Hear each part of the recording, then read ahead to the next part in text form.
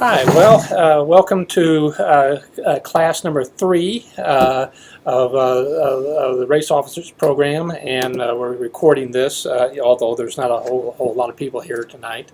But Brad's here, Brad Heffron's here with us, so we will move forward, and hopefully others will be watching this on YouTube. Tonight's topic is Chapter 3 of the Race Officers Manual, and which covers safety issues.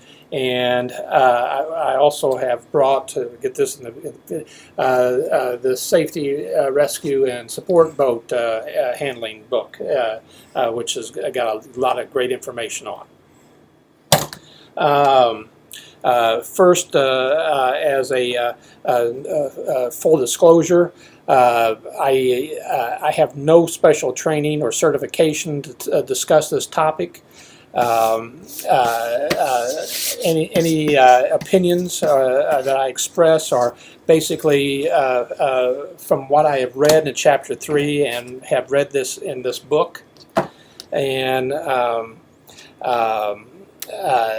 probably the least qualified person to discuss this. Unfortunately, I'm the only person to discuss this, so I'm going to need a lot of input from the team. Brad, you are probably much more qualified to discuss this material than I am. In risk management for 30 years, yes. Yeah, risk management for 30 years. So we will be heavily relying on you to give some guidance as to how we should proceed.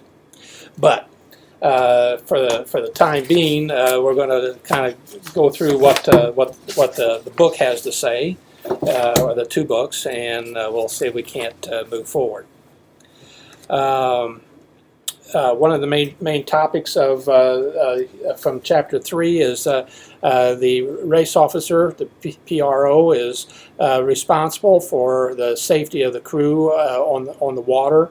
As well as needs to be concerned about some of the safety issues on shore. It is to be noted that the prime thing to keep in mind is people first and property later. Sailboats should be a number 4, 5, 6 item on the priority list. People are the first priority, and it's not only the people, competitors in the boats, but it's also we got to keep in mind we got to keep our race committee people safe.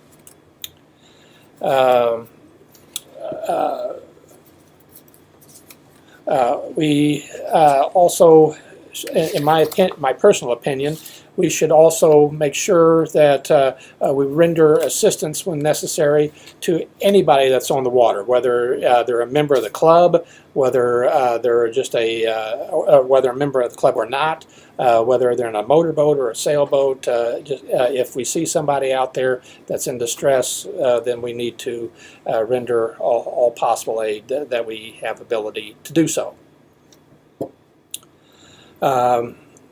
We have to keep in mind we have a lot of older people in the club. Our club age skews way north of 50. We have a lot of members that are 90 plus.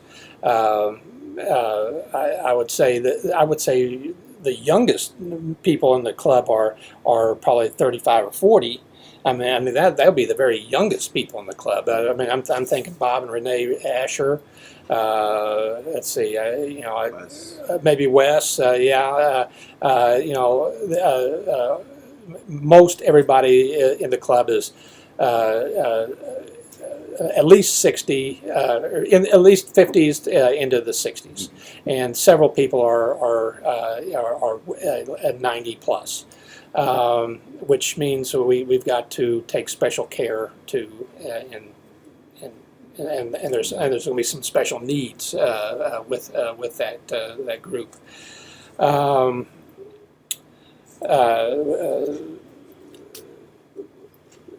We don't have any kind of, as far as I know, I don't know of anybody. I'm sure there's some nurses, doctors in the club.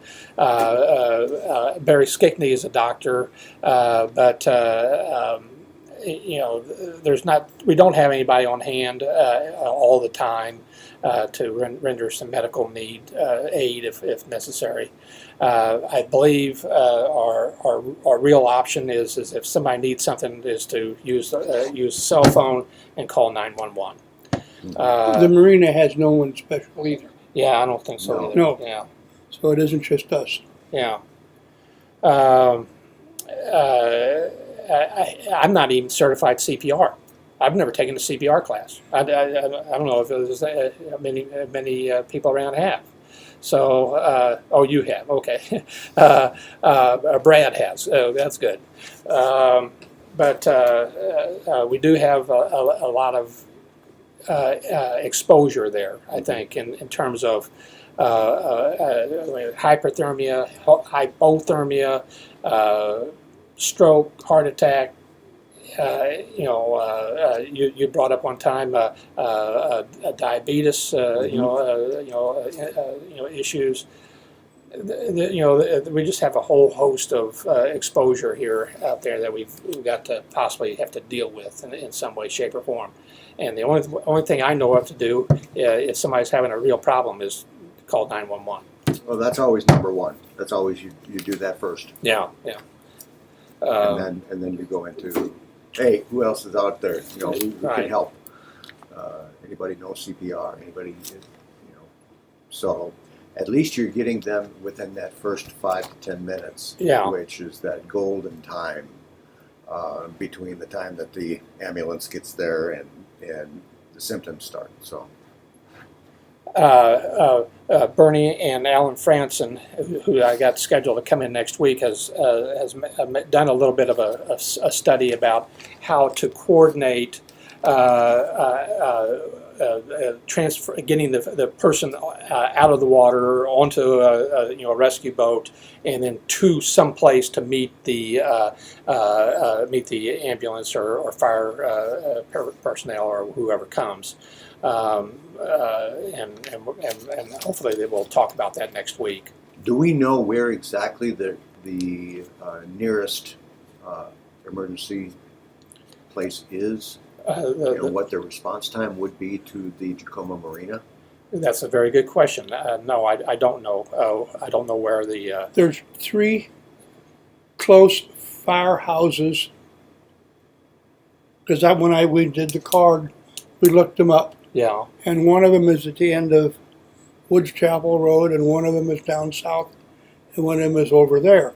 And whoever 911 gets the call, they will get the one that is closest to where the emergency is. Okay. And when we planned it, we timed how long it took the John boat to get from certain places, and the 2 major places to take people to is the main ramp or the marina down down at A-Arm. Okay. And one of the third options is Sailboat Cove, but that road it takes a lot longer for any kind of vehicle Yeah. To wind all the way to around. navigate that. Yeah. But if you find someone and you get 911 from the dam to the sailboat with the John boat with 2 people is 9 minutes on the average, and about 12 with the committee boat.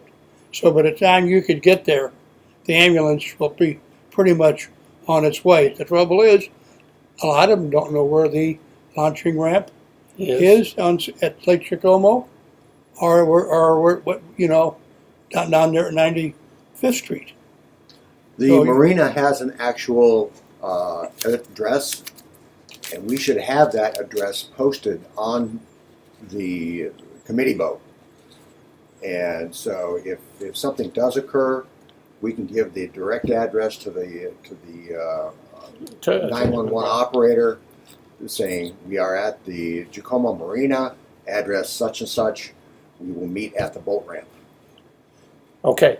We need to do that. Yeah. I don't know if that is done. But, I will do that Sunday. Okay, when I go out there, okay. and I will put it Well, we'll on need both addresses, the north and the south Yeah. Yeah. ramp. If you need me to print up a sheet, that'd be fine too. I know there's enough room on the bottom of the ones that are posted on the back of the aluminum box. Yeah, You can put it there. And this is on the aluminum box too, got it. emergency stuff. But it's really difficult to get anybody there in a reasonable length of time. It took them 20 minutes to get me, and I was laying on the dock. Yeah, That needs to be changed. Well, they said they knew where the marina was, but by the time they dispatched the ambulance and the other car, I lay there for 21 or 22 minutes, Right. and then the paramedics showed up, and then more people showed up, and they said, "What's wrong?" I said, "I fell." And the guy felt me and said, "Okay, well, we're going to give you a shot and get you up." And I said, "Okay." Well, they tried to lift me up, and it didn't work, so they put me in some kind of a we'll put you on the sling ground. under me, and then got me on a gurney, Mhm. and up we went. But mine was a pretty much known location, not like you're stuck in Sailboat Cove or you're stuck down there by the dam. But we just got to do all we can do. Sure. If you saw today's news this morning, some people saw a guy swimming in the Missouri River, and with their fishing boat, they went out to him, and he was so weak he couldn't climb aboard. He said, "I've been in the water an hour. I fell out of my boat," and he was hanging on a log or something. Well, they couldn't get him, so they called 911, and 2 more hours they finally found him. He was still hanging on the log, and but he was so weak he couldn't climb in. Sure. So, but our problem is line of sight. Right. So, I don't even have a good handle on what all of our exposure is. I mean, I know some of the big stuff, heart attack, stroke, whatever. But what other things? the time's on the bottom. What other things that we should be worried about out there on the water? Obviously, like this We Sunday. do have it. Oh yeah, 7401 West Parkway. Okay. Yeah, we do have it. Okay, good. Uh, We need to make that very obvious on the boat. yeah, Yeah. So underline it. or bold or a larger print or something. Yeah. But anyway, we got a lot of exposure, and it's only been by the grace of God that really nothing has happened in all these years. Mhm. Probably our luck is going to run out one of these days. Law of averages. Yeah. The book talks about unsafe conditions on shore and whatnot. We are using a county facility, and we are very limited in terms of anything that we can do. About the only thing that we can do if we see something that's an issue is to report it to the county and encourage them to take care of that. We're not even allowed as much as to hang a picture on a wall here. Right.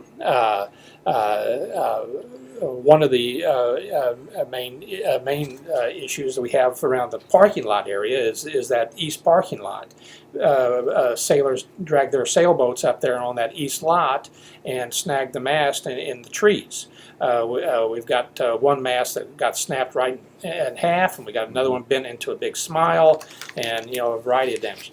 What we need to do is have some kind of a sign, at least temporarily, a temporary sign, just set it there and said no sailboats here, use the west lot.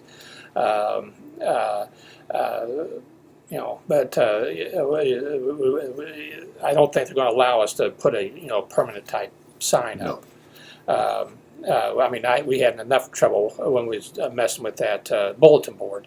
I built the bulletin board, but I was not allowed to install it. And we went around and around for probably a good month trying to get them to install the darn thing for us, because they have to have Right. county people to do that. There should be a mechanism, though, that if we report something to the county that is safety related, that we need to have a response back from the county within 10 days, what their action is going to be, and we need to have a follow-up call. I've seen too many times where people report something to an authority, nothing gets done, somebody gets hurt, and then all of a sudden we're on the hook for liability. Got it.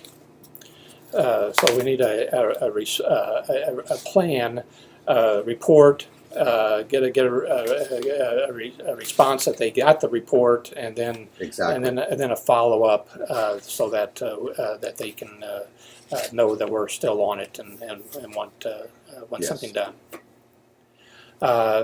Personally, I don't really know of any particular safety issues other than this tree issue with the masts. Electrical wise is a major issue, but the Marine does a pretty good job of taking care of anything like that. The decks are well maintained, seems to me. They even put new boards and buffers on the concrete docks. Oh yeah, yeah. They, keep the boat damage down. I personally I don't know of anything that needs to be addressed. Nothing's jumped out at me. Not right now. Yeah, I mean, not right early now. on in the season, there was an issue with the algae on the the boat slimy. ramp with the slime and the Yeah. slipperiness of the ramp. And that's not our responsibility. That's a county dock. Yeah, So that's not part of our risk as a club. club. At one time, when we complained, they came out and they power washed it down to the water line, Yeah, which was good because it had a lot of water and the lake was way high. And then when it went down, you had about 6-7 feet of slime. climb, and it came out and they washed it off. But the Marine, I think, has been really good about doing stuff. Yeah. Right. They don't want to have problems either. Right. I don't know about handholds to getting in and out of boats, but I don't know that. Again, that's not an issue for our club. Yeah. I'm not sure exactly what caused your fall. I don't know what caused my Yeah. fall. Uh, I stepped off the dock wrong and fell 6 inches and broke my leg. right. I've only stepped how many times off that dock? Yeah, a million times. Okay. So, As the PRO, it will be the PRO's responsibility to make sure that they can conduct a safe race, and they need to be able to have the authority and the ability to cancel, shorten, or do whatever measures necessary to conduct a safe race. They have to be able to assess whether they have the crew in place, their RC crew in place, to be able to conduct a safe race, whether they have all the equipment necessary to conduct a safe race given the conditions that's out there, if it's windy or stormy or whatever.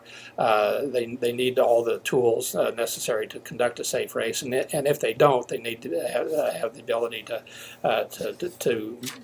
do something to mitigate the problem, whether that's cancel or change something that we're doing that day, get extra help or whatever. They cannot delay that decision in terms of if they're going to cancel the race, they have to make it early enough so that they can plan. They have time to get boats off of the water, because if a storm is coming in and we're sailing down an A arm, it could take 30 minutes, 40 minutes, maybe an hour to get boats back down to the dock so they can get them out off the lake. So they have to be able to plan enough time to do this. So they cannot delay making that decision. My first choice is always to get boats off of the water, and I've done it several times. You get a lot of grumbling. Boy, the sailors out there holler. I remember one race. I had my phone. I was watching the radar, and the storms were coming in. So I got everybody off the water. And Rob Mayer decided that he wanted to continue sailing for a while because it was completely clear and clean right where we're at. But I'm looking at the radar, and here this storm's coming in, and I had to go out there twice on the John boat to tell them, you've got to come in. There's lightning in the storm. It's so and so place. I think at the time it was like in the Lenexa or State Line or whatever, and he was reluctant to come in. He eventually did, and the storm blew over, and we went back out after the storm. But there will be a lot of grumbling about canceling and shortening races and that thing. But you got to do it because safety comes first. Another major problem is that most of our RC people are untrained volunteers from the club. So although we've had doing a little study of this, the people that we're dealing with are going to be untrained. You very well may have a whole crew of people on your boat that know virtually nothing, and that is going to have to come into play in terms of your decision making as to how early or under what conditions that we cancel our race. So all these factors kind of come into play. Ultimately, the PRO is the authority, and they will make the decision. Yes. Period. There is no argument. Right.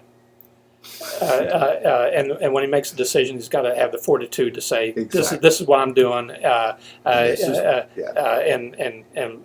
getting you off the water. Yep. And then when it doesn't work out, you blame the crew. No, that was a No, poor it's- joke. In all the years I've done this, whether it turned out good or bad, I said it was my fault. I did it. Now, if it was great, I always congratulated our crew with people around so they could hear it. And if it didn't turn out so good, because somebody screwed up, I talked to them quietly when nobody else was around. Mhm. And I have had a good thing doing that over the years. Sure. And the more inexperienced your crew, the longer the lead time Yeah. to anticipate what you got to do. If you had a crack crew and had to go pull people in with the John boat, you might fudge another 5 or 10 minutes. If you got to pull in with inexperienced people, one experienced in the boat, you cannot make your decision quick enough. You got to make it early. And it's better safe than sorry. We could always go out and resail. Yeah. The storm goes over. Rule of thumb for our lake, because the lake is sheltered, that you want people to come in and drop their sails whenever possible, tie them to the dock, get under the shelter house. Don't take them up the hill where the exposure another 50 feet in the air for lightning, because lightning is not a predictable Right. factor. The pavilion right there by the dock. Right. There is a garage underneath of it.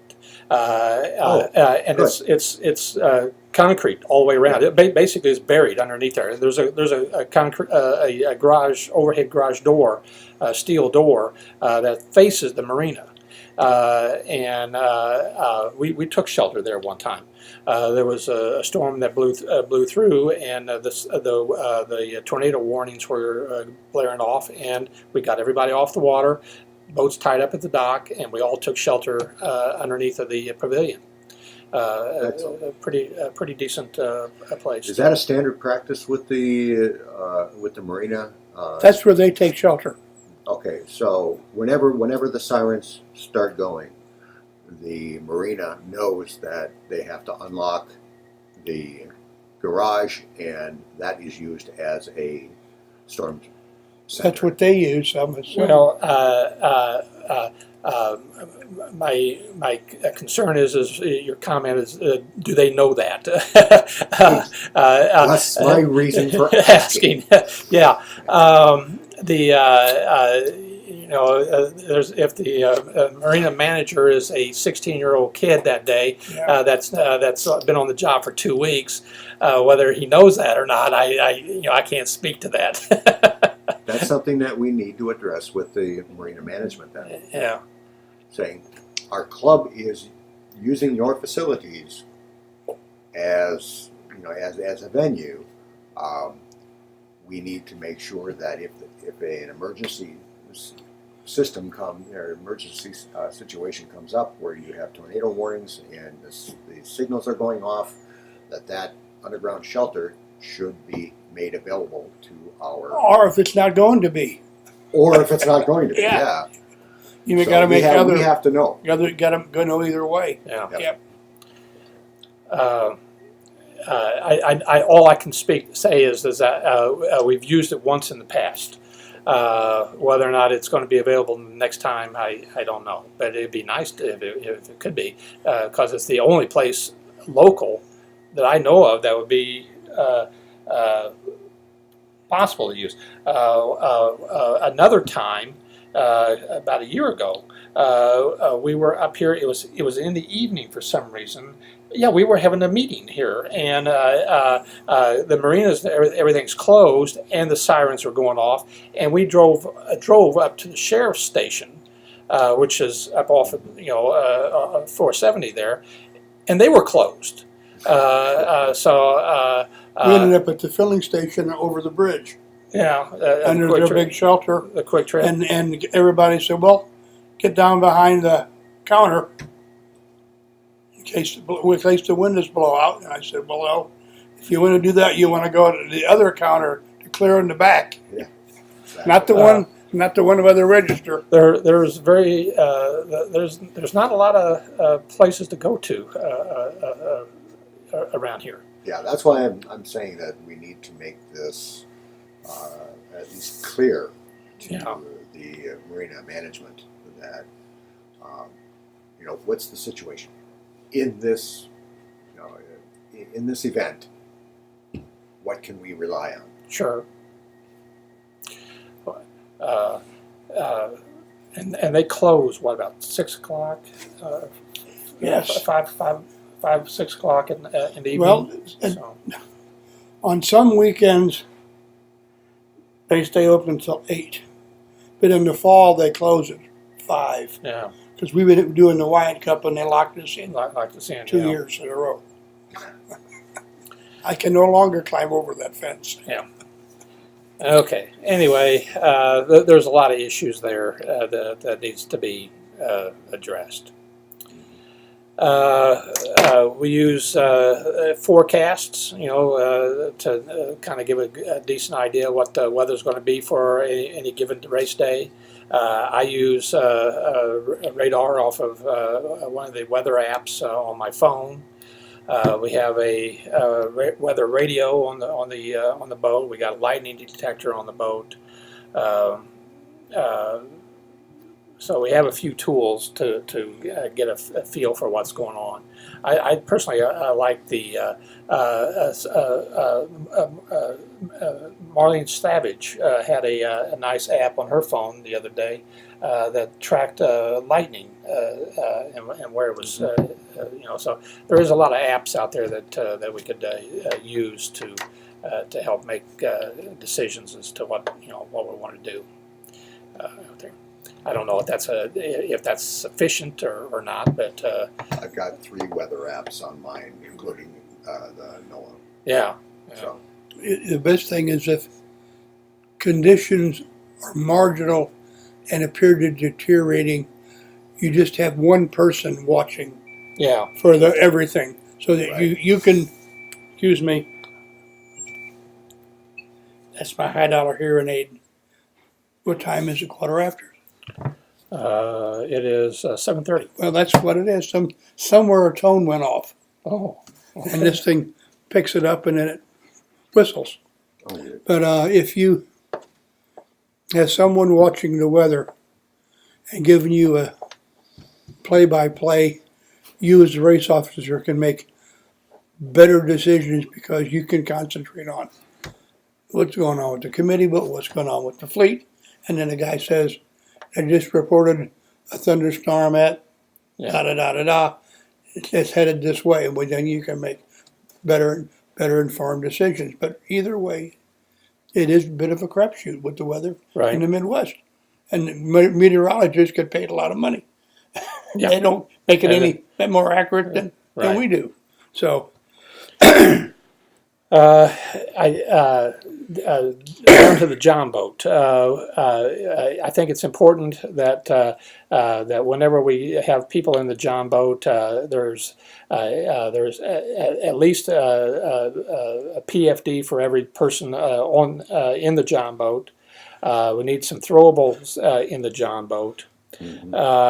I believe it's necessary to have an air horn in the John boat.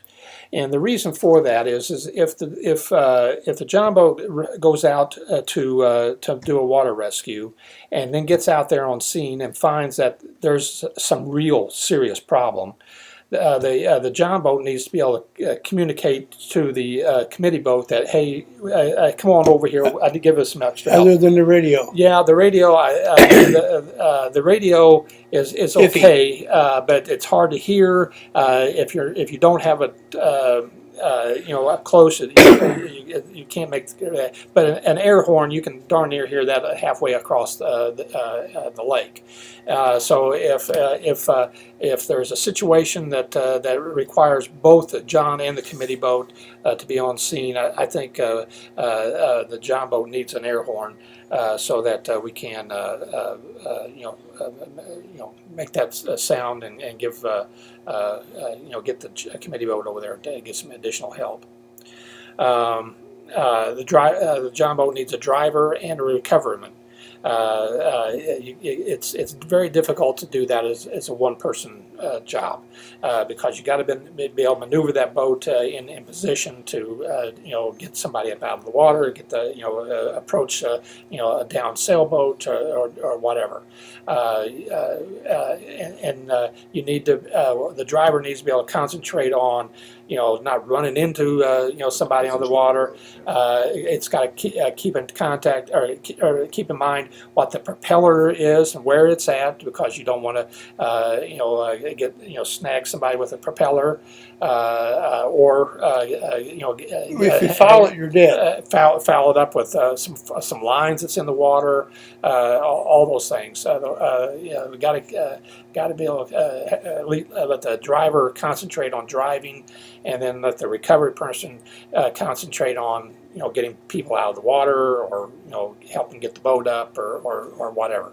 But anyway, it always needs to at least have 2 people on there. The one thing that I've noticed on the retrieval boat is we do not have a retrieval pole like you see in swimming pools. Yeah. That's something that we probably should be talking about getting. That's an excellent idea. Instead of just a throw pillow, Right. we need to have some kind of pole that we can use to Get somebody. get somebody and bring them to the boat. Right. That way the boat can stay clear of the rigging. Because 9 times out of 10, those people are going to be close to the boat. Right. That's over. Right. All we have is the Boat hook. boat hook on the committee boat. Right, and that's then- not enough. No, And, no. and, but and also, if you got somebody that's in distress, drowning type of situation, and they're thrashing around and whatnot, you need to be able to get a hold of them, but not Right. not physically attached to them, because they'll pull you in also. Right. So I think that's an excellent idea, and it wouldn't be hard to get a boat or a swimming pool hook. I think they're like 25 bucks. Yeah, they're nothing. They're not that much. I will check on it. Okay. We got 3 pool places out in Olathe. Well, Walmart will have them. Yeah. Yeah. They're not Yeah, I mean, pretty standard. that's why we need a guy like you to get some thought of these, because it's not occurred to anybody before that. So a good idea. It's something we'll make sure it gets done. And it come in handy for a variety of things, because Sure. if you got a boat that's turtling, you can possibly get down there and snag that mast, or at least a shroud, Snag that and mast and get lever it a up. much better leverage to pull Yeah. that thing up. Especially a scow. A scow is horrible to get up if it turtles. And Horrible is a good word. yeah, and it would come in real handy on a thing like that. You just want to be in the scow that you get the backstay and not the jumpers. Yeah. Yeah. You're right. Jumpers are made out of cast iron and they're meant to be compressed. And if you pull on them, the end pops off and then the mast breaks in half. Okay, the book calls for 1 rescue boat per 10 participants. And by and large, or at least with our sailing attendance right now, we're pretty well we're well up within So tolerances. you got 2 rescue boats for 10 people. Yeah, we got 1 and 5 instead of 1 and 10. There is some these larger events that we will have, like the BPK coming up, the Invitational Regatta, the Transjack. There we're usually we're going to be short, because we're pretty well stuck with unless we rent another boat and try to get somebody in there. We're going to be out of tolerances for 1 to 10. We probably should talk to the membership to see if there is anybody that does have a John boat like that, or maybe a bass boat or something like that that they could use, that we could solicit them to help. Well, I would. Renting a boat from the marina is not not a big deal, and we've done that on numerous occasions when our John boat is down mechanically for some reason. I was thinking more in terms of us manning it, making sure we got somebody to man it. Believe me, I'm constantly chasing down people to work committee boat. And then having somebody, in there that's competent to try to use, use that boat. But anyway, it is something to keep in mind that a 1 to 10 ratio is kind of what the race management book calls for.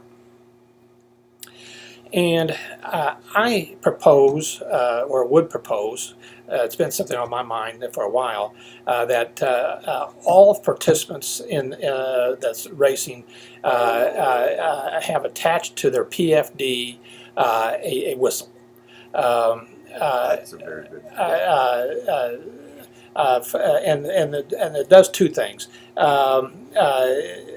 Sometimes it's we lose track of or lose concentration on the committee boat, and allows that person out there on the water to say, hey, I'm in, I need somebody to come and give me a hand, and wake up on the committee boat, guys. I've tipped over out here. If we're going to do that, we need to put that in the SIs. Yes, Sailing instructions. yeah, and we haven't made it Right. a requirement yet. Whistles, we could buy the whistles in bulk and have them on the committee boat, and if for whatever reason somebody doesn't have one, they could come by and grab one. They're not expensive, and it's a good, easy way to communicate. I've got a sample that I got from that U.S. sailing thing, that the little blue whistles are louder than Whiz. Oh, And really? we can get those virtually free. Oh, heck of a deal. And I would also think that we should train the membership that long blown whistles, a long sound indicates I'm in trouble. Come give me assistance, and repeated short whistles means somebody down here needs some help.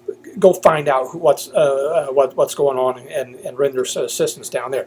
In other words, they're relaying a whistle because, like especially in a transjack, we got boats, all over the lake, and we only got two boats. If somebody's in trouble at one end of the lake, they need to be able to relay a message that hey, we got somebody in trouble down here. My thinking is one long sounds that I need assistance, multiple short sounds someone else needs assistance, and I think it'd be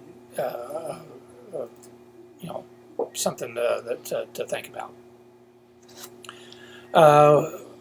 We need to be, the PRO and whoever's doing recording on the boat needs to make sure they account for all the competitors. They know who's out there on the water and knows where they're at.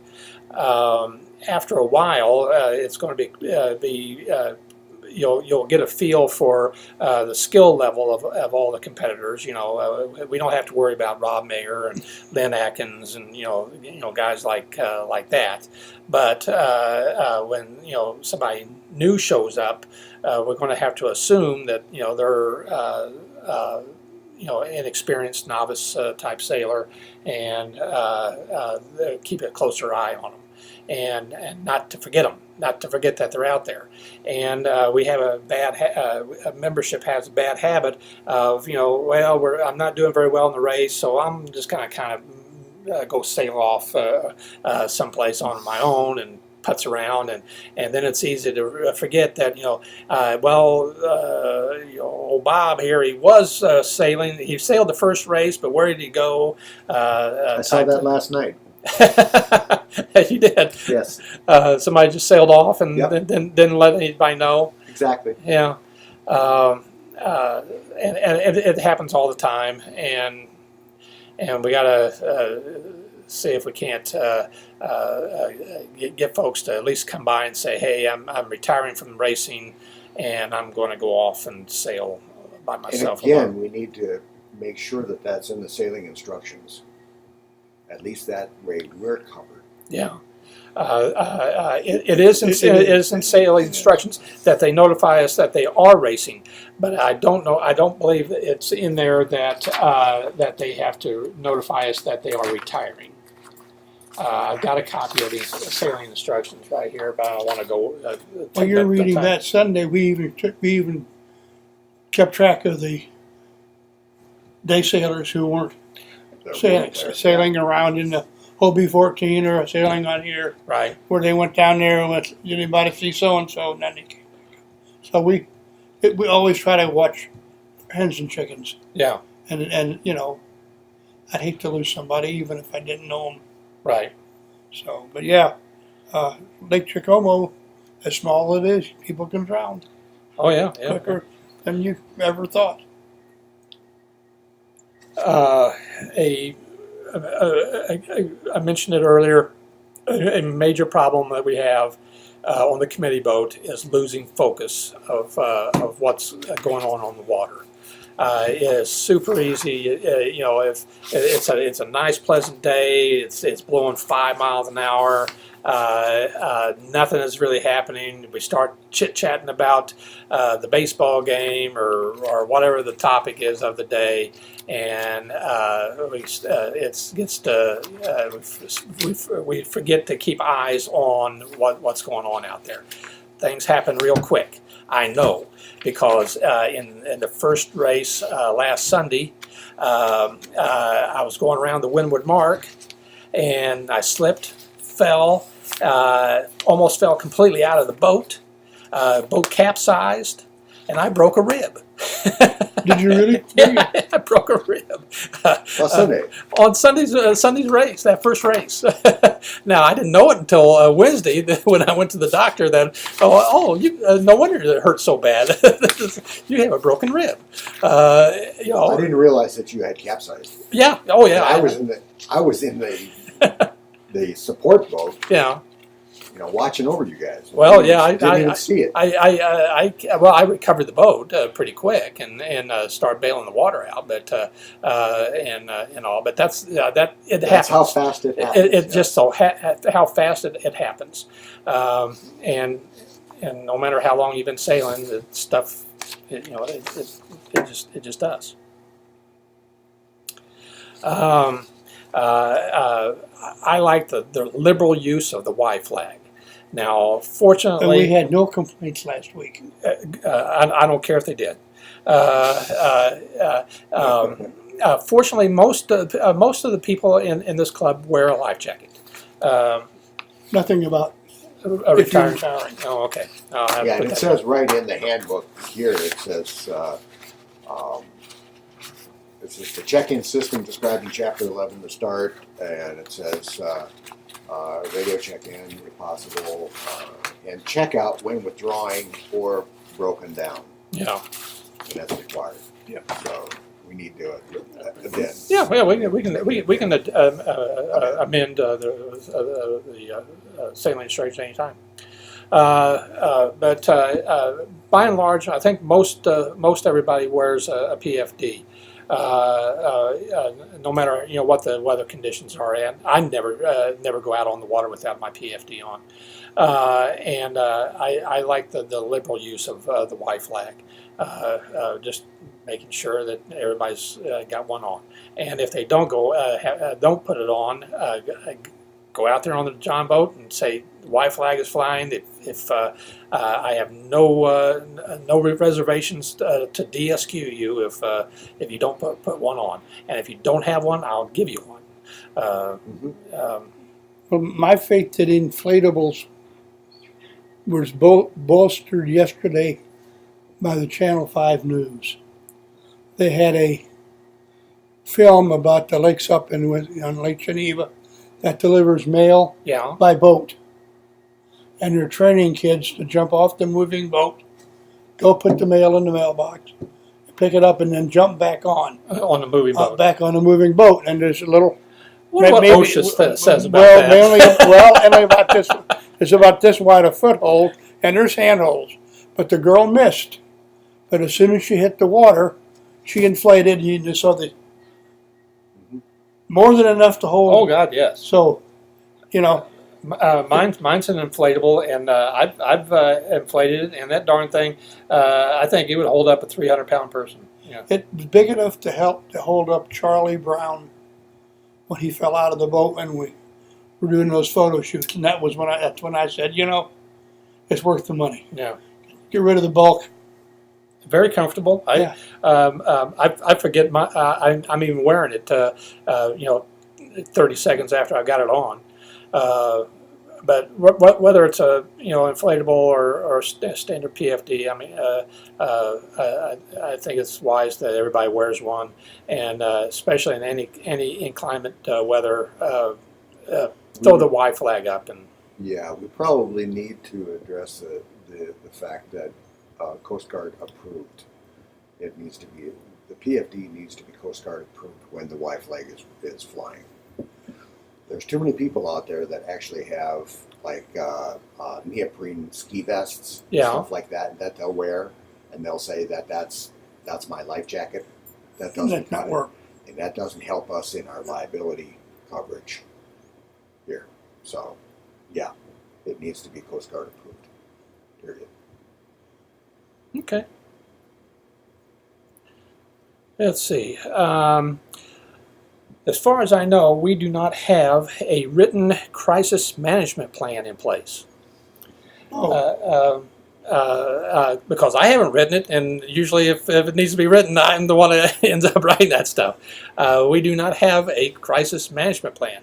And then once we get a crisis management plan in place, then we need to practice it. Yes. And go through a full practice on it and see if it works and see where the shortcomings are. there were some good guidelines in that Gary Insurance Yeah. brochure on crisis management. What you needed to do and the order you needed to do stuff in there. And I'm sure it's in their book too. But Well, it talks about having a crisis management plan, but it doesn't give any guidelines. There's a on it. lot of things in the crisis management plan that is specific to sailing, specific to regattas. I'm sure U.S. Sailing has examples that we could probably glean from them. There may be other yacht clubs that have a crisis management plan available for an example, but we do need to have one if we're going to be doing these races. Yeah. We haven't had the need for it in the past, but I know that we do. We've got to have it, and we need to see about getting something together. I don't even know what is necessary in a crisis management plan. So, There's a whole lot of stuff, believe me. run around and shout. well, that does. Yeah, my hair's on fire. But That's it. And it's not only to the water No. hazards. If you're putting on a regatta and you have people coming in, it can be firearms that are brought. It can be a crisis management for, medical issues. Right, It's yeah, all kinds of All kind of stuff. Electrical shock electrical with a shock. mast. Absolutely. There's all kind of onshore, on the water.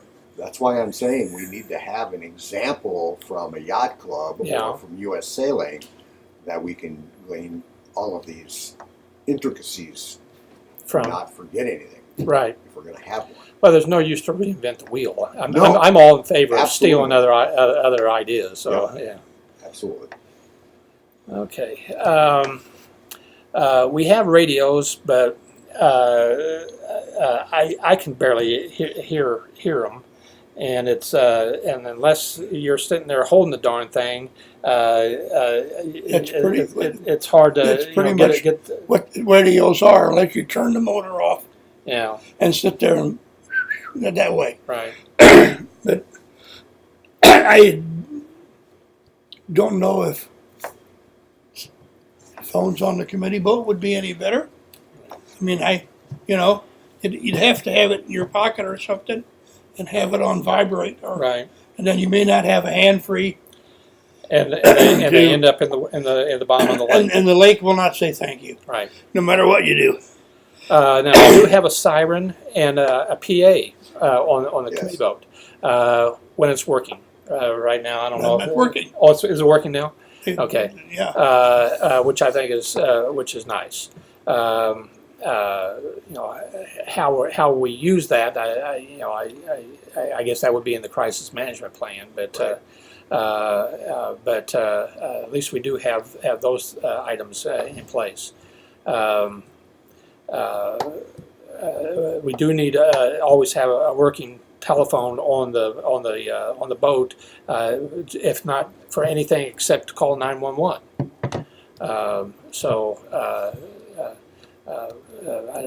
I don't know if about having too many is on the John boat. John boat's pretty wet.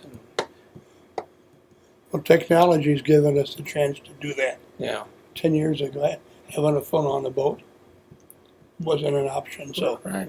but you know, we're pliable. We can adjust. The club has. Got it. We are so much better than we were 10, 12 years ago, and at least not hiding our head in the sand on what we gotta do this. So Well, at least we're thinking about this on these issues. We've made a baby step. And that's about as far as it's gotten. and It's a ideas baby are step. welcome. Yeah, and ideas are welcome. Yeah, we need you on Yeah. that ram this through. We first have to account for all the crew and conditions.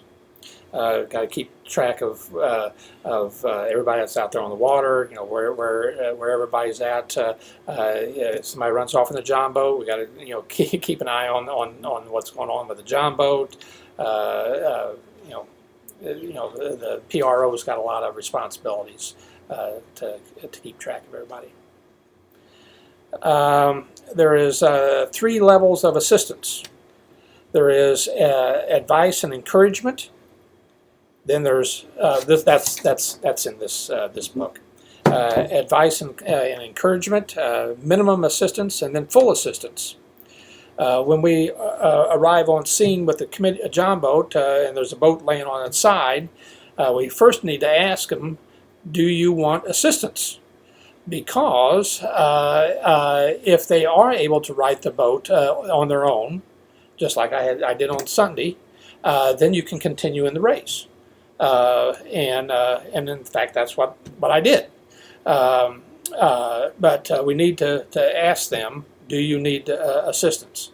We also need to assess the situation to see if we need to jump in there anyway, regardless of whether they want assistance or not. And believe me, I've ran into a couple times where the people on the boat were downright hostile. I mean, you would think, well, I'm here to help you, and if they had a rock, they would have thrown it at me. Anyway, I think the first thing to do when arriving on scene is find out who is here. I mean, are there supposed to be 3 people on the crew and you can only see 2? Is there how many people are supposed to be there, and what are their condition, and then find out if they want assistance or not. When they do the check-in, do we count how many people are actually in the boat? No. Maybe we should mark that as, No, we. I keep a mental note, but I don't write it down. We As we so seldom have more than 2. It's an anomaly. Like the Thistle last week right. was the only boat that had 3. Yeah. We are attempting to record not only the skipper, who the skipper is, but also the crew. But that's fairly new. Harder than it. It's pretty hard to find out who. It's just an extra column on the form. Well, Number of sailors. getting. Or you could just put a 3 by it or a 2 or something. 3, 2, 1, but whatever. we need to get that incorporated into the routine as to making those changes, because we haven't done it in the past, and it's new. We're trying to get it done this year, and we're limited success on that. Right. But anyway, we need to find out how many people were supposed to be on this boat, and and to account for everybody on the that's supposed to be on the boat, and what their condition is, and then find out whether or not they want some assistance. And then if not, well, then we need to kind of back off and then just monitor the situation. And give them the opportunity to recover on their own if possible. It's my understanding that once the support boat gets involved and touches anything part of either the sailors or the boat itself, then that's it for their race, that race. Yes. Yeah. Now you can say, do you know your rudder is up, your bow line? You can advise them. Well, yeah, But so that doesn't- Once that you make doesn't- that physical contact. Yeah, that doesn't count against the Right. the assist rule. But Right. once you go over there, even if you grab the bow line to pull them head to wind so they can get the boat up, that's assistance. Yeah. So, but sometimes that's the easiest way to do it. right. Head to wind is always easier to get a boat up. Oh, yeah. A lot of people don't believe that, but that's Yeah, well, and I've got that on here. I'm going to go over it in a minute. But anyway, we can give advice and encouragement, and just monitor the situation. If everybody looks like they're doing well and they're able to manage the situation on their own. Otherwise, my thinking is jump in there and take over the situation if necessary, even if they don't want you to, because again it's people first, safety first, then their score in a race is way down the list. you may have to make an executive decision. 2 people in the boat are just wet, and another boat's turned over and somebody's drifting away. Yes, You gotta you gotta Oh, yeah. yeah. stay with the boat. We'll come back, and we can always rescue boats later. Nowadays, they don't sink usually. Then there's minimal assistance, but if you render minimum assistance, then they are out of the race, and you can do whatever's necessary to get them up and going again.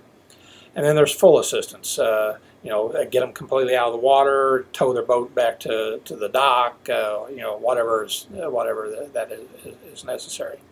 But we do need to ask, assuming that the situation is stable, we do need to ask whether they want assistance or not. Do not get focused on the recovery and forget the rest of the fleet. And I've done that a couple of times. You get so focused in on one recovery that somebody else's goes over. It is not uncommon that on a real windy day, we're going to have 3, 4, 5 boats go over sometime during the day, and we've got to keep track of the rest of the fleet. And like you said, if it's a busy day and we're recovering boats, just let it float out there and get the people off the water, and then come back after the races and pick up the boat later. Like you said, Bernie, most everybody's boats will float just fine and do just fine floating around. There's a few, Lou Jolene, whatnot. No matter what happened with that boat, it sank. But that's pretty much a rarity. There is some boats that are more characteristic to having problems, like a thistle. There's not much flotation in a thistle. So knowing some of the characteristics of some of the different boats can color your decision. A sea scow, if it doesn't turtle, it rides pretty high up out of the water. So it'll float for a long time. If they have a half-gallon milk jug on the top of the On mast, top of the mast. that'll float forever. Yeah. But a thistle, when it goes over, there's not much in terms of flotation. There's only two small seats that are Most of the new ones have airbags, airbags. so the boat will swamp where you can't sail it in, but it isn't going to go to the bottom of the lake. Sure, but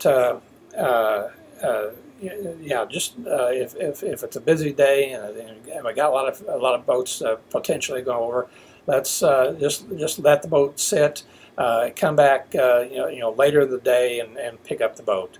Not to spend so much time on it that we've neglected somebody else that might have gone over, and which again the whistle might come in handy for that. So if you're working on one boat and then we start hearing a whistle down here for another boat, we're just going to get you out of the water and then go to the next one.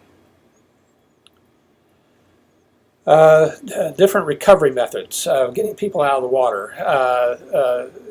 They grab them under the arm and physically lift them up out of the water, but that can be difficult to do, especially if it's a larger person. I've done it before and paid the price with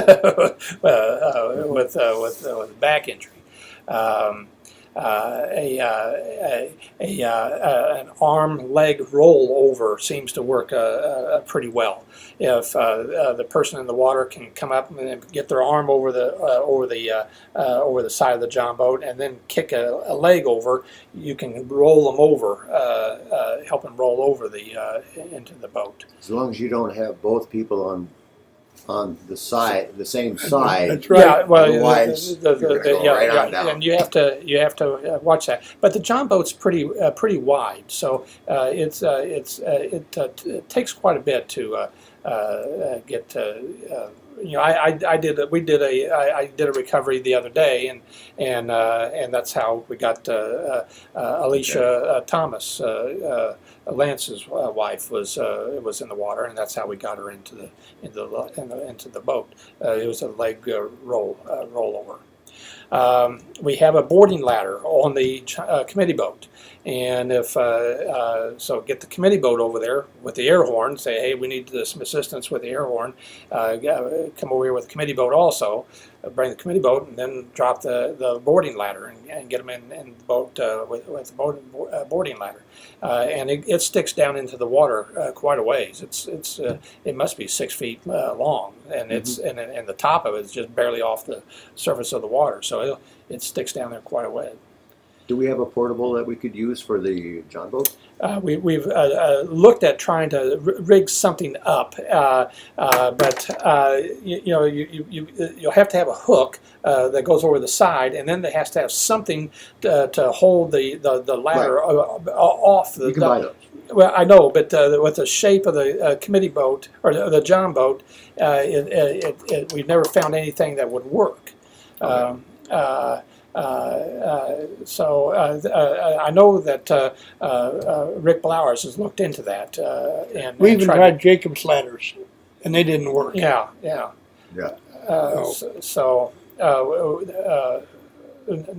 We haven't found anything that really was work.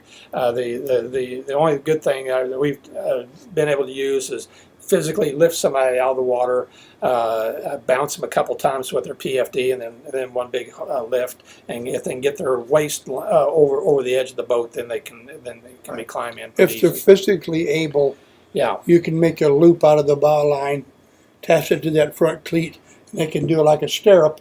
They can stand on that and get in that way. Well, yeah. But you have to be physically able to do physically it. able. If they're not physically able, we have got them beside the committee boat, by the John boat, with their back to the boat, and put the line around them and held them, and took them over to the committee boat where we got them on board. Yeah. But Do we have a lifting sling? we do. We have a lifting sling on. Yeah, but On the John, on the, yeah, but we on don't- the but boat, but not we- on the John boat. yeah, we have a sling, but we have no hoist. Right. We got the sling part, which if you got an unconscious person or a person that's injured in such a way that they can't do anything, I don't know that the sling is going to do You as could much get good. him in a sling and hold him snug to the committee boat and get him to the dock. Get 'em to- That's all you can do. Yeah, we have no hoist to get that person And I don't out of know the water. if you hoisted him, would you never know what the injury is. Would you do more Well, yeah, damage? if it's a neck injury or back injury or Yeah. something, yeah. I don't know. It's not good. Yeah, I've got that here on here. If a person was unconscious, and then it might have to take 2 or 3 people to get that, Right. that person out of the water. And you're not going to do it on the John boat. It's going to the only possible way is to get it with the committee boat, because you have a wide enough platform to get a couple people to lift an unconscious person out of the water. Yes, we have a sling, but no hoist. So it's a useless piece of apparatus. And if you get them to shore, the way you're going to have to get them ashore is on the ramp, Yeah. not on the dock. You're going to have to get to where the water shallows, where you can get there, where somebody can come down and get to them, because you're not going to be able to lift them up on the dock. Right. So it's something we haven't had to do, thank God. Thank God. Thank God. I've got as much experience as any, and I don't know if Yeah, I'm physically able enough to. Yeah, we Haul can talk somebody about that at another time. Yeah. Maybe possibly putting in a recovery davit, and with in conjunction with the sling Yeah. and a hoist, some type of crank hoist. This would all work so much better if we had the same people on Every week. Yes. every week. Right. Right. So, And we do have some serious exposure. Say Marla fell off the boat. She's physically unable to get herself out of That's the water. And she's not the only person in the club that that has difficulties getting around.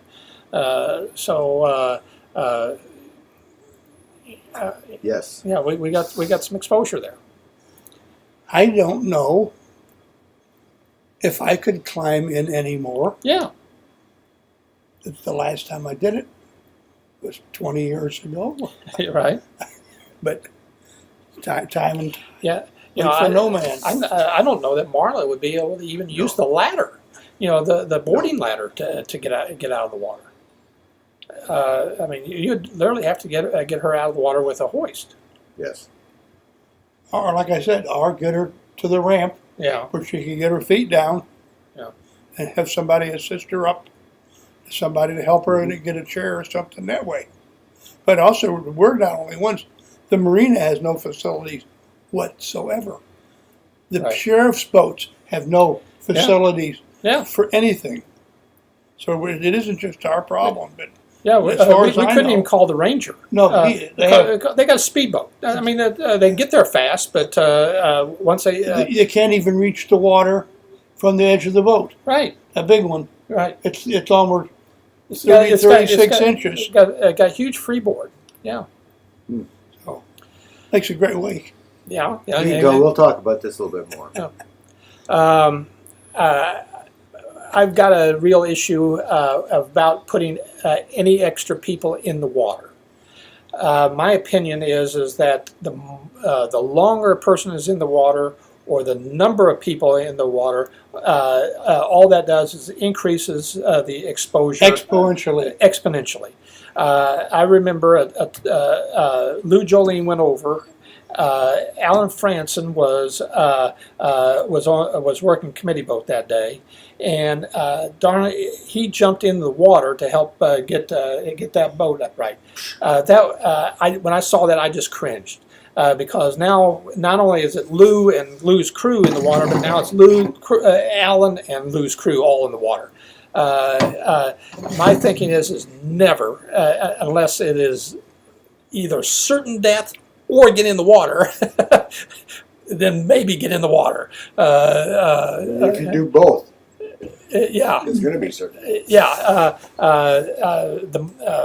never put people in the water, because it just increases our chances of something going wrong. And it doesn't really help Yeah, the person in trouble, because now you don't have a stable platform to do anything with. and if there was 2 people in the John boat, now you're down a person.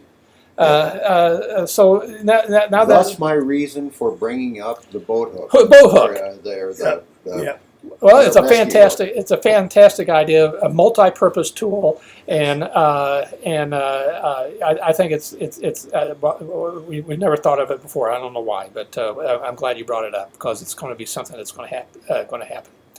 I cannot visualize this tool. What It's is, just a You long ever pole. been at a That's- pool that has a really long pole, and then it has a large hook that's about a foot and a half wide, and you have it's actually a tube that comes down. It's tubular, comes down, and you use it as a kind of a Scoop. Okay. And you can scoop somebody up to the shore or to the last time I was in a swimming pool was 1953. There you go. Okay. The Okay. Navy didn't. Maybe Save maybe it. you remember vaudeville. Remember vaudeville? Oh yeah, the hook. The hook. Same That's thing. exactly I remember what the we're hook. talking about. Yeah. Yeah. But I think the hook is a fantastic idea.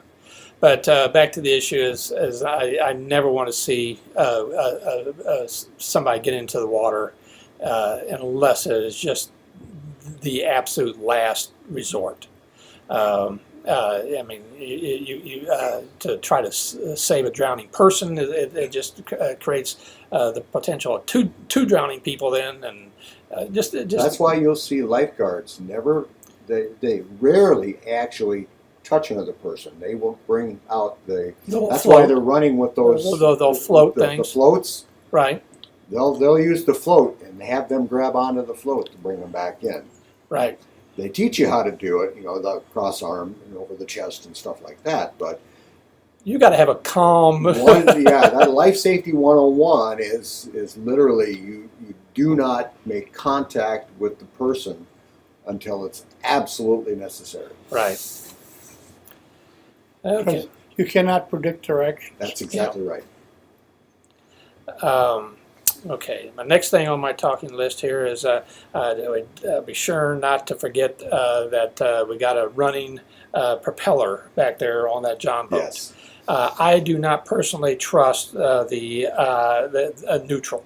I know it's there, but personally, If you're in doubt, turn it off. I tend to turn it off. I know then that means now that you got to restart the engine and then the possibility of the engine not starting, and now you're just sitting out there floating and whatnot. But trying to recover somebody, especially on back towards the back of the boat, if they're back there for whatever reason, I don't know why they'd be back there, but because you always want to approach them from the bow on. But we cannot forget that propeller because there's some serious injury there. And then also the propeller can wind up lines or whatever and cause all kinds of problems. They've got to keep the propeller clear of the sails and lines and all that kind of good stuff.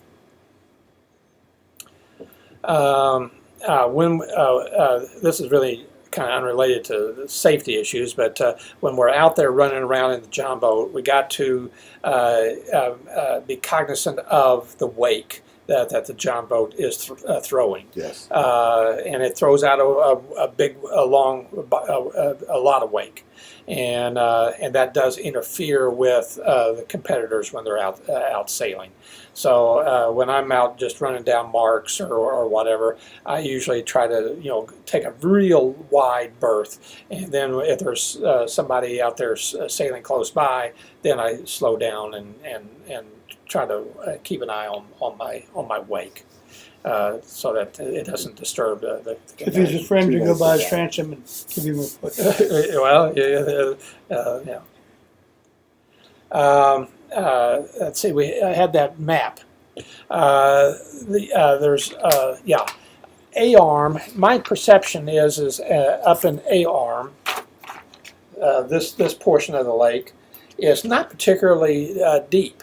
Whenever I've dropped anchors or dropped the marks around, it's been my perception that the bulk of A-arm is 15, 20 feet deep, in that area. Where it does get really deep is over here in Sailboat Cove, and then as it travels down there to the dam. Now, the dam area, it's every bit 50 to 60 feet deep down there. And it's in Sailboat Cove over here, it's a good 30 feet deep. If you drop a mark down here by the dam, you've got to add 2 anchors, one on top of or one below the other, to get it to hit the bottom. It's every bit 60 feet deep down there, which means if a boat goes over anywhere in A-arm and really kind of down towards Sailboat Cove, if a boat goes over in Turtles, there's a very good chance that mast is going to get stuck in the mud. Because other than maybe a laser, every boat we got out there is going to have a 20-foot mast. And that mud is sticky, and it can be difficult to get it to break loose.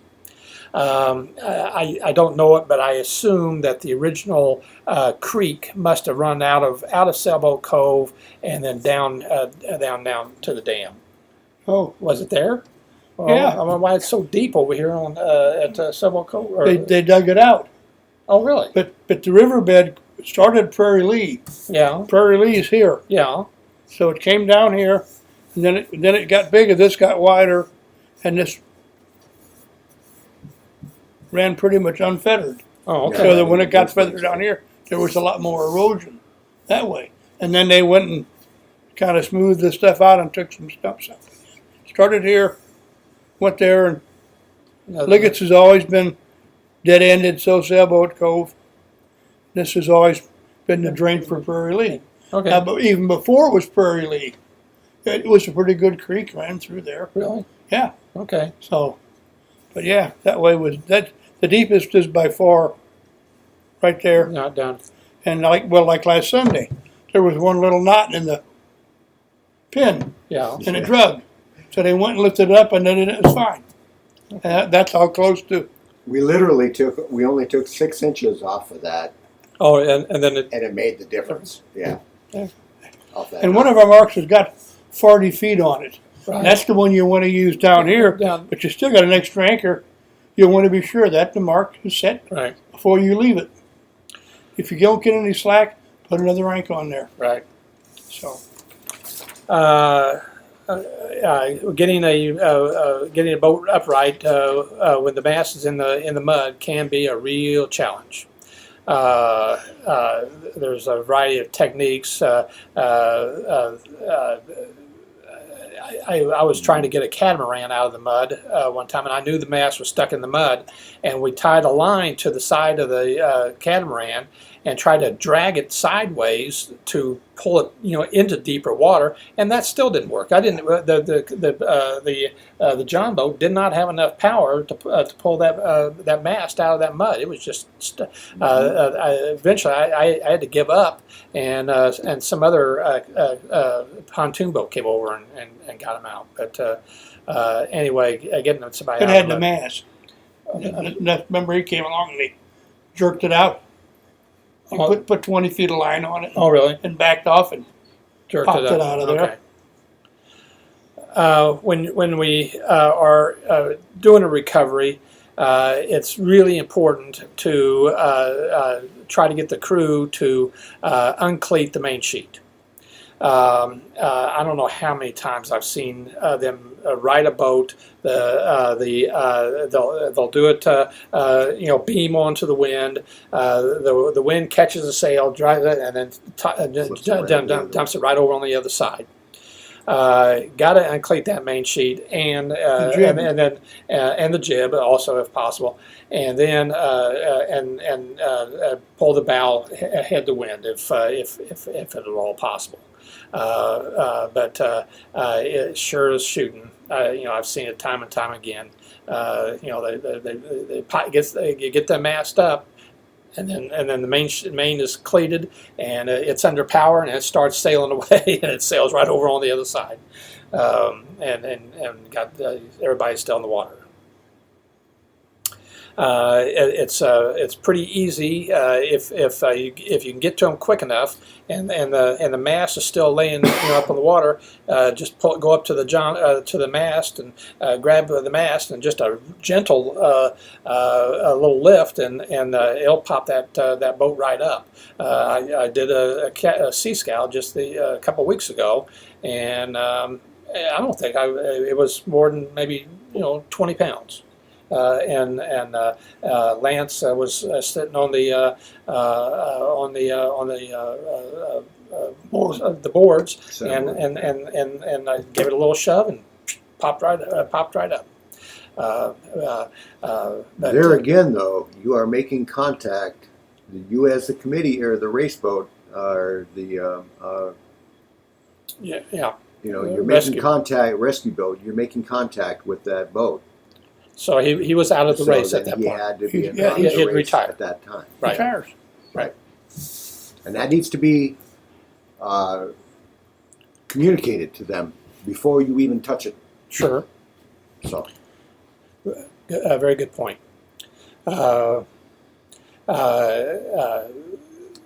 If the mast is starting to sink, then if we can get that main sheet uncleated, it's a heck of a lot easier to get that mast to come up if you're not having to fight all that water in that sail. yes. In the past, for a turtle boat, I've had some success in grabbing a hold of the forestay and slowly walking down the forestay and getting the boat up by working my way down that forestay. Because the forestay is the only thing you're going to have.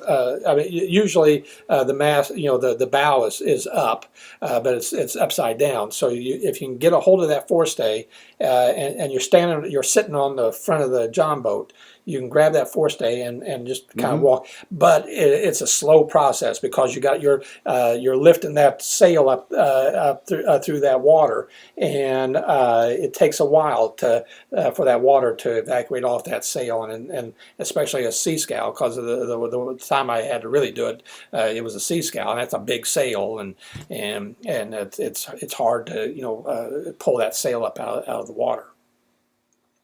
And if necessary, you can throw a line around the shroud and tie it to the john boat, and then pull the boat from the side and get it up. But then you run the risk of snapping a shroud or something like that. So it can be an issue. Having some knowledge about different boats will come in handy. Different boats come up pretty dry. Some boats come up really wet.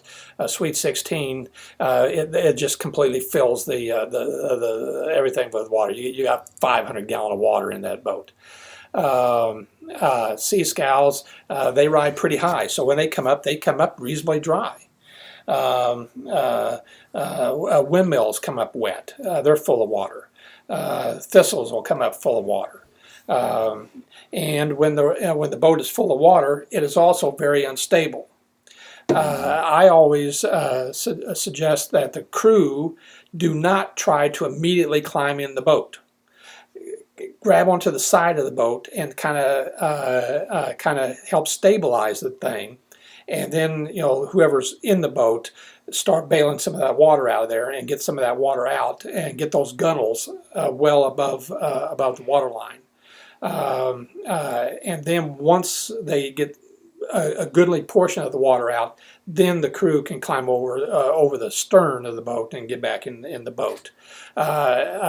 Many times I've seen crew immediately trying to get back into the boat. Well, with the boat full of water and the body weight of the skipper and the crew, the gunnels are under the water. There's no way it can ever be bailed out.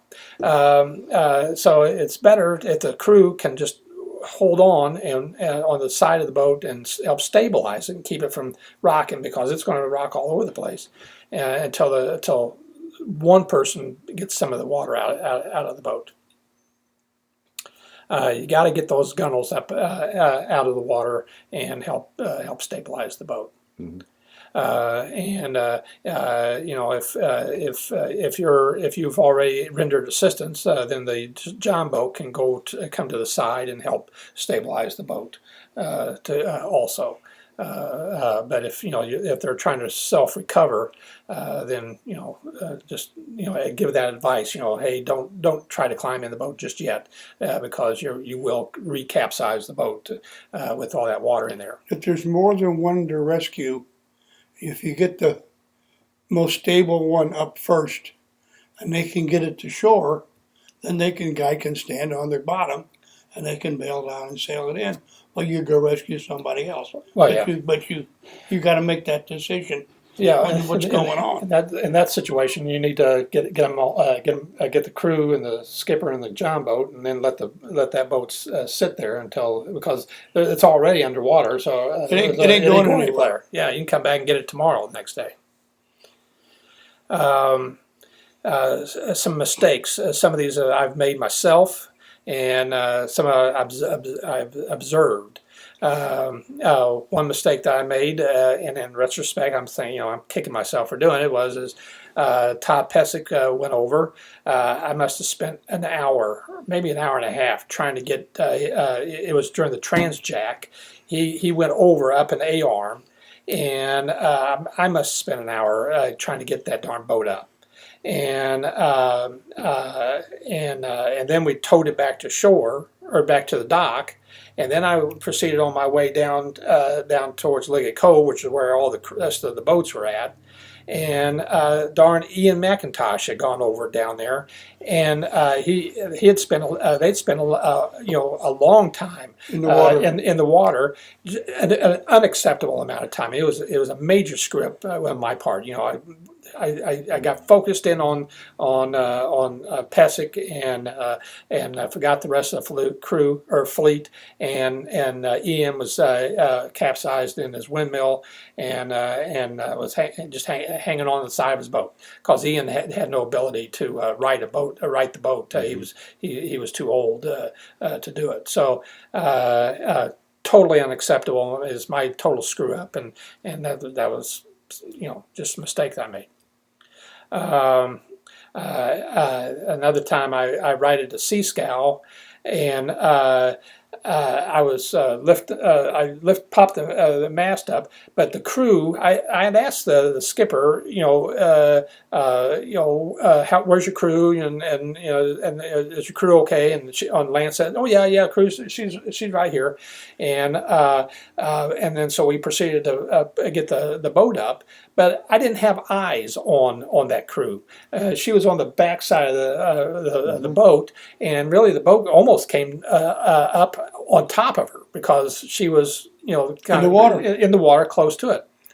I should have had her swim around to the front of it, where I have eyes on her, and also it helped because she could have scooped right into the boat as it went up. So another mistake, one that I made. This has happened several years ago. We had a storm come in, and we canceled the races, and we were towing boats in, and we forgot somebody. I don't remember who it was, but I remember hearing about it later, that they sailed the boat and docked or just pulled their boat up on a shore someplace and rode out the storm. And we hadn't accounted for everybody, and we forgot somebody, and it was a storm, and and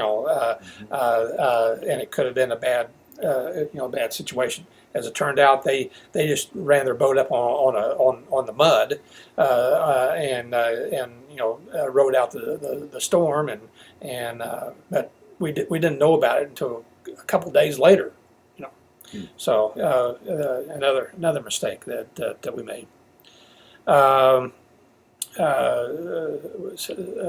we suspended a race one time for some lightning, but then old Rob didn't want to come in, that kind of thing. And then sometimes sailors are just plain bullheaded and combative and uncooperative, and we gotta be as nice and diplomatic as we possibly can, but yet still as firm that hey, we got an unsafe situation here, and we got to get you off the water. Mhm. So anyway, that's the end of my presentation. I think it's I everybody. think pretty much covered what we can do.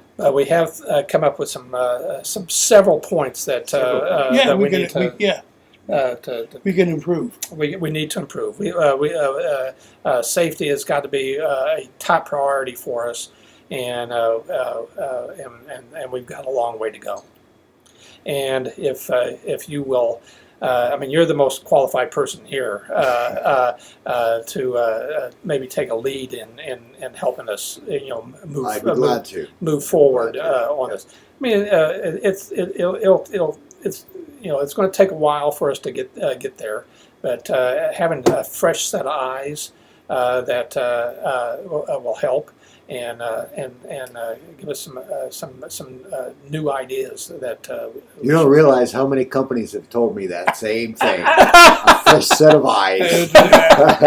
not the first time That we was heard the, that. that was the mantra for 30 years. That's it. That's We need a fresh set of eyes to take a look and Well, see what our risks are. Okay. So yes, It's like reading the sailing instructions. I can read it 10 times and miss the same mistake Right. Yep. because I read it one way and somebody there.